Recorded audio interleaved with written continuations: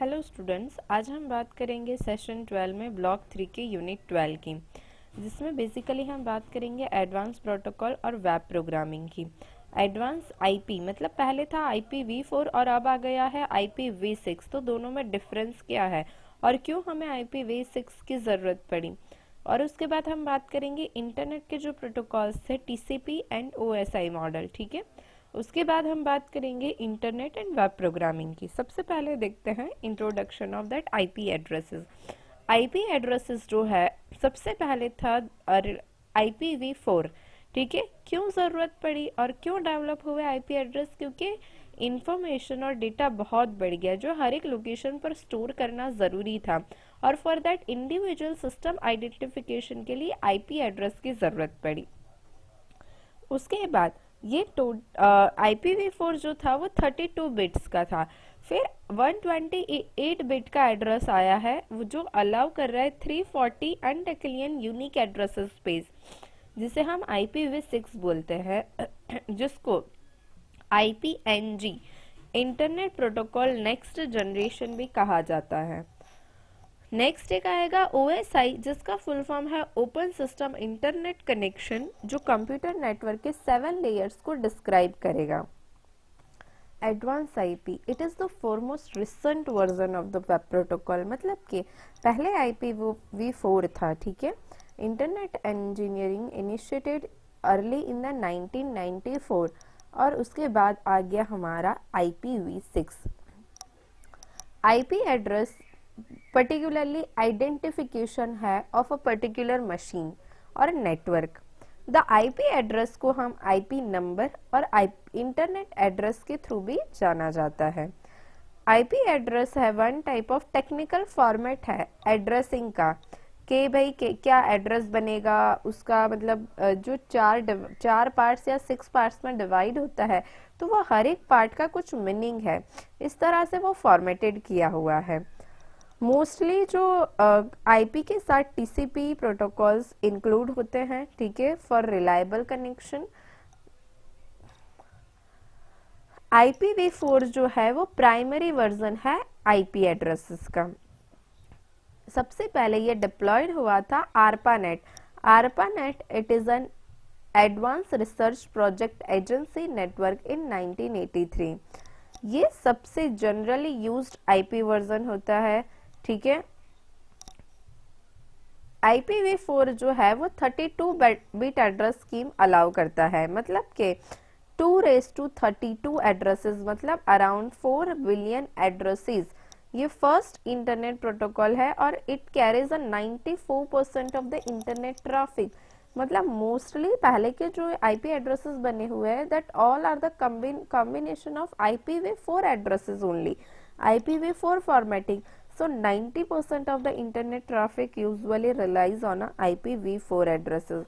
उसके फीचर्स है it is N connection less protocol, ये allow creating an easy virtual communication layer over diversified devices। ये require है less memory और simple addresses है, मतलब के जो 32 बिट्स है तो मेमोरी लेस हो गई और इजी टू रिमेम्बरिंग है। Already supported protocol by many devices, मतलब बहुत सारी डिवाइसेस जो है IPv4 एड्रेस सपोर्ट करती है। वो ऑफर करता है वीडियो लाइब्रेरीज और कॉन्फ्रेंसेस को। Now next it is N IPv6। IPv6 market में क्यों आया? क्योंकि बहुत सारे नए एड्रेसेस की जरूरत पड़ी, ठीक है, necessity for more internet addresses, और बहुत सारे जो IPv4 के प्रॉब्लम्स थे वो सॉल्व आउट किए IPv6 ने। With high range of a bit address space, मतलब उसकी बीट एड्रेस स्पेस बढ़ गई, ज्यादा एड्रेस स्पेस प्रोवाइड करने लगी, ठीक है। उसके फीचर्स है hierarchical addressing and routing infrastructure. Addressing की जो है feature that is a hierarchical addressing and routing infrastructure, स्टेटफुल and stateless configuration, मतलब वो दोनों प्रोवाइड करता है। Support for quality of service and ideal protocol for neighbouring node interaction. दोनों का अगर कंपैरिजन ये एग्जाम में मोस्टली पूछा जाता है तो आपको ध्यान रखना है what is the difference between IPv4 and IPv6। IPv4 जो है वो 32 बिट एड्रेस है। IPv6 जो है 128 बिट IP एड्रेसेस है। IPv4 जो है न्यूमेरिक एड्रेसिंग मेथड है, जबकि IPv6 है वो अल्फा न्यूमेरिक एड्रेस स्पेस है। IPv4 है वो डॉट से सेपरेटेड होता है और IPv6 जो है वो कॉलन से सेपरेटेड होता है। IPv4 ऑफर करता है 12 हेडर फील्ड्स, जबकि IP6 ऑफर करता है हेडर फील्ड्स 8। IPv4 सपोर्ट करता है ब्रॉडकास्ट, जबकि IPv6 सपोर्ट नहीं करता है। IPv4 हैज चेकसम फील्ड्स, उसमें चेकसम फील्ड्स होते हैं, मतलब एनक्रिप्शन, और उसके लिए IPv6 में वो चीज़ नहीं होती।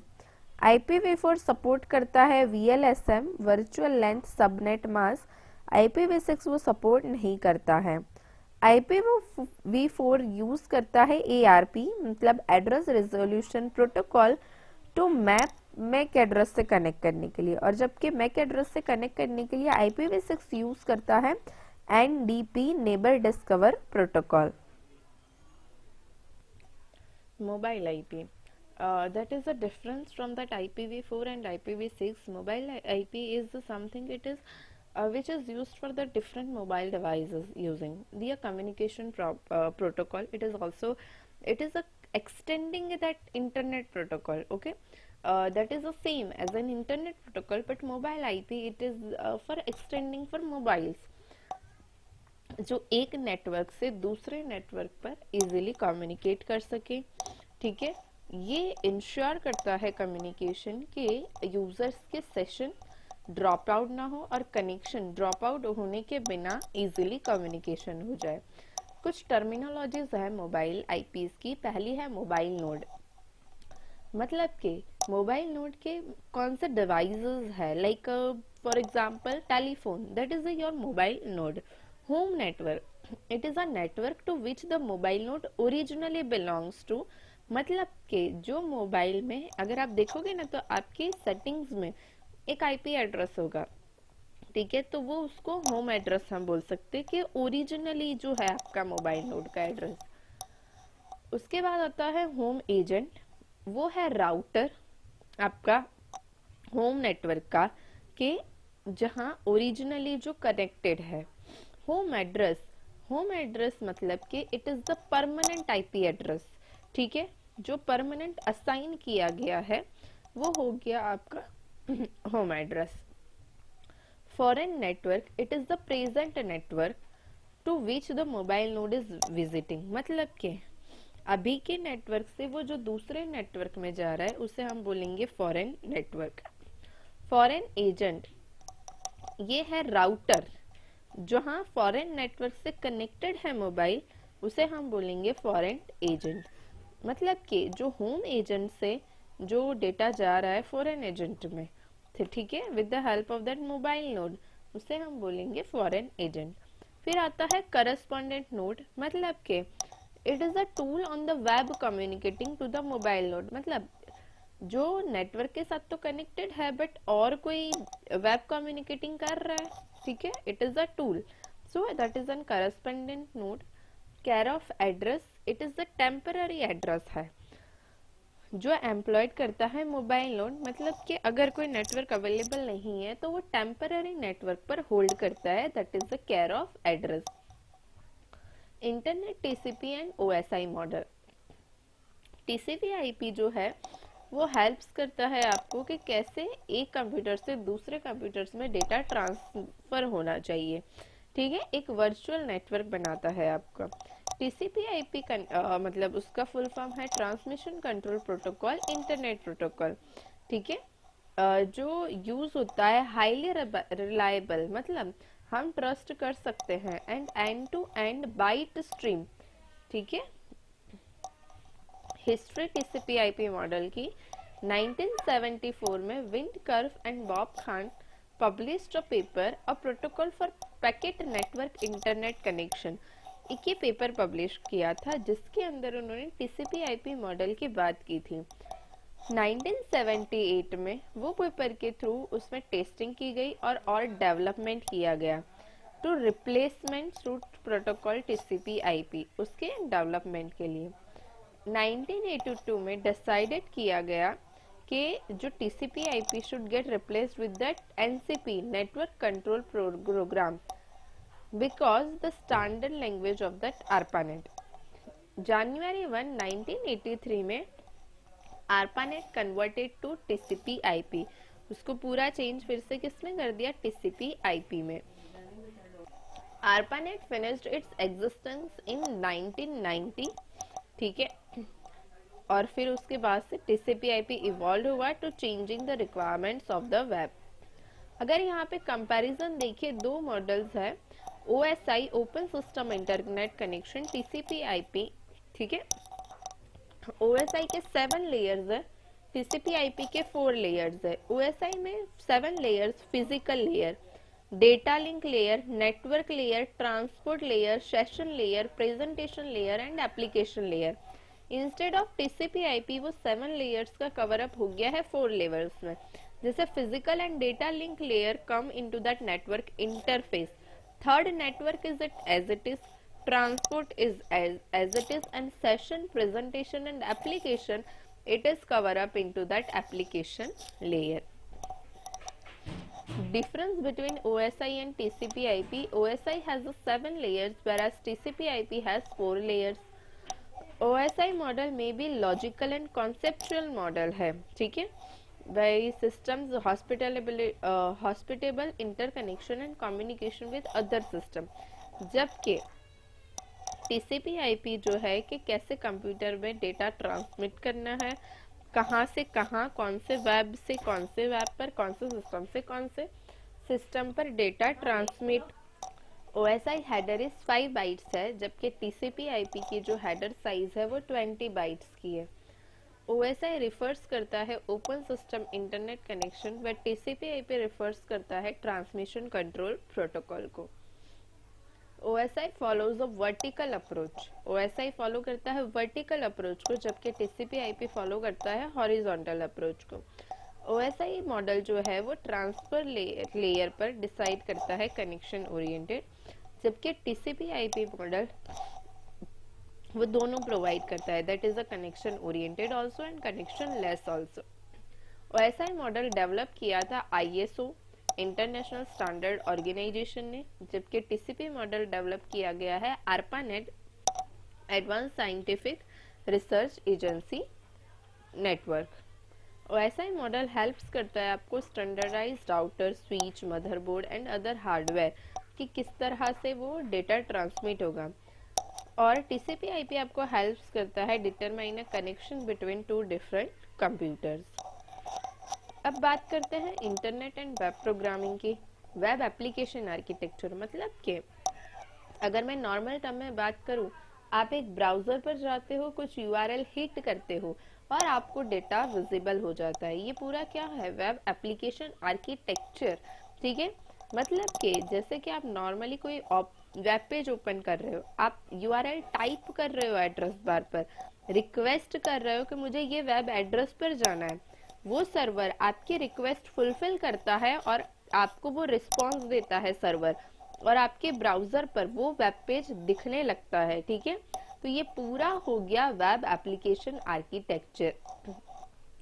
यूजर जो है वो इंटरेक्ट करता है वेबसाइट से, ठीक है, that is a come into that browser site, और इंटरनेट ऐप भी ऐसे ही वर्क करती है, जैसे कि यहाँ पर दिया हुआ है, that is a server, internet, और ये क्लाइंट्स है। क्लाइंट्स कोई भी डिवाइस से हो सकते हैं, लैपटॉप, PC, मोबाइल, और वो URL हिट कर रहा है तो वो इंटरनेट के थ्रू वो रिक्वेस्ट जाएगी सर्वर पर और वो सर्वर रिस्पॉन्स देगा वो तीनों क्लाइंट्स को। वेब एप्लीकेशन जो है दो डिफरेंट कोड्स है, जैसे क्लाइंट साइड कोड और server side code. Client side का मतलब होता है कि जो कोड ब्राउजर में है और जो रिस्पॉन्ड करता है यूजर के इनपुट्स को। सर्वर साइड जो है वो सर्वर पर है कोड और वो रिस्पॉन्ड करता है HTTP की रिक्वेस्ट को। CGI एंड वेब आर्किटेक्चर, अब ये जो रिक्वेस्ट एंड रिस्पॉन्स जो हो रहा है सर्वर से ब्राउजर और ब्राउजर से सर्वर के थ्रू, तो इसके बीच में आता है एक interface, that is a common gateway interface, जो क्या करता है, आपके वेब ब्राउजर की जो रिक्वेस्ट है, with the help of that server, with the help of that CGI program, it will fulfill that request and again response will be sent to that server to a browser. Web developer की जो team होती है, ठीक है, that decide on what for the code on the server और what for the code for the browser, ठीक है, server और क्लाइंट दोनों के साइड क्या कोड होगा। सर्वर के साइड कोड लिखने के लिए एप्लीकेशन मतलब प्रोग्रामिंग लैंग्वेजेस यूज होती है, सी शार्प, जावा, जावा स्क्रिप्ट, पाइथन, PHP, रूबी और बहुत दूसरी। Any code that's ready to answer HTTP request has the power to run on the server. जो भी आपकी HTTP रिक्वेस्ट को फुलफिल करता है, मतलब कि वो सर्वर पर वो कोड रन हो सकता है। सर्वर साइड भी कोड जो है आपका creating the page for user requested, ठीक है, और दूसरी बहुत सारी स्टोरिंग पर्पस के लिए हम यूज करते हैं, जैसे कि यूजर के प्रोफाइल्स है, यूजर की इनपुट्स है, ठीक है। वेब प्रोग्रामिंग कौन सी लैंग्वेजेस में हम लिख सकते हैं। First one it is an HTML hyper text markup language. It is use to design web pages, web page design करने के लिए HTML यूज होता है। HTML कॉम्बिनेशन है हाइपर टेक्स्ट और मार्कअप लैंग्वेज का। हाइपर टेक्स्ट यूज होता है लिंक करने के लिए between two different web pages, और मार्कअप लैंग्वेज डिफाइन होता है टेक्स्ट डॉक्यूमेंट, मतलब टैग्स, मतलब जो आप टेक्स्ट आपको दिख रहा है वेब पेज में, या जो उसका स्ट्रक्चर डिफाइन होता है, उसे हम मार्कअप लैंग्वेज कहते हैं। दूसरा आता है CSS कैस्केडिंग स्टाइल शीट्स, मतलब कि अभी ये चीज है कि कंटेंट तो डिसाइड हो गया, बट वो कंटेंट डिस्प्ले कैसे होगा, how it will be visible, ठीक है, मतलब स्टाइलिंग क्या होगी, फॉर्मेटिंग क्या होगा, कलर क्या होगा, वो सारा डिसाइड होता है CSS के थ्रू। और CSS भी दो तरह की होती है, इंटरनल और external. XML extensible markup language, ये अलाउ करता है यूजर को उनके खुद के टैग बनाने का।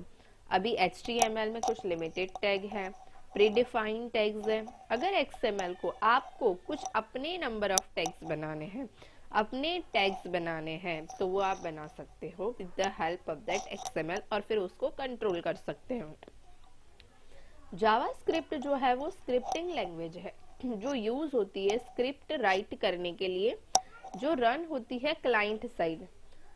ये scripts normally client side verification के लिए यूज होती है। जैसे कि मैंने एक HTML के थ्रू एक फॉर्म बनाया है, अब वो सर्वर साइड में सारा डेटा भेजूं, उसके पहले ही मैं क्लाइंट साइड ही वो चेक कर लूं कि भाई मोबाइल नंबर 10 डिजिट का है या नहीं, नेम जो है, पासवर्ड की जो लेंथ है, उसके अंदर पासवर्ड जो है वो capital letter, small letter, number और स्पेशल सिंबल आया है कि नहीं।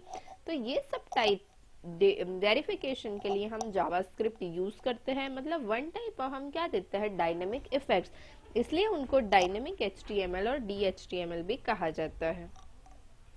जावा जो है वो ऑब्जेक्ट ओरिएंटेड लैंग्वेज है, जो जैसे कि एप्लेट्स लिखने हैं, जो रन होता है ब्राउजर पर, क्लाइंट मशीन पर। Java also use into that server side programming, वो सर्वलेट्स और वो सब के थ्रू आप क्लाइंट और सर्वर दोनों साइड का कोड आप लिख सकते हो। Perl may be a system programming language. This suggests that Perl can access OS function, operating system के फंक्शंस को डायरेक्टली वो यूज करता है। पर्ल जो है एम्प्लॉयड होता है डेटा प्रोसेस करने के लिए, मतलब कि अगर मैंने क्लिक किया तो वो कहाँ जाना चाहिए, कौन से डेटाबेस से डेटा वेरीफाई होना चाहिए, that all come into that Perl. PHP hyper text pre processor, और हम बोल सकते हैं personal home page, was developed to be an internet programming language. ये भी स्क्रिप्टिंग लैंग्वेज है जावा स्क्रिप्ट की तरह, बट ये रन होती है सर्वर साइड, ठीक है, जिससे आप प्रोसेस कर सकते हो फॉर्म्स और डेटाबेस को एक्सेस कर सकते हो। बट ये सब this is not enough to be an efficient web programmer, you will even have to master some graphics package. मतलब सिर्फ इतना ही इनफ नहीं है, आपको फोटोशॉप, ग्राफिक्स बनाने के लिए, डेटाबेस बनाने के लिए माई एसक्यूएल, पोस्टग्रेस एसक्यूएल, ये सब इम्पॉर्टेंट है। Last topic, HTML is markup language, where HTTP क्या है, एक प्रोटोकॉल है और HTML मार्कअप लैंग्वेज है। HTML is related to text, जबकि HTTP जो है वो रूल कैसे नेटवर्क पर होता है। HTML इज एनहांसिंग CGI मतलब कॉमन गेटवे इंटरफेस, जबकि HTTP वर्क करता है वेब आर्किटेक्चर क्लाइंट सर्वर पर। HTML is most basic and essential web programming है, जबकि HTTP जो है वो TCP/IP मॉडल के साथ वर्क करता है। HTML is a developer side web element where HTTP is a computer network side element. Exercise, CSS stands for Cascading Style Sheet. CGI stands for Common Gateway Interface. TCP/IP has 4 layers. TCP/IP header size is 20 bytes. MN means mobile node. IPv4 uses 32-bit address and IPv6 uses 128-bit address. Thank you.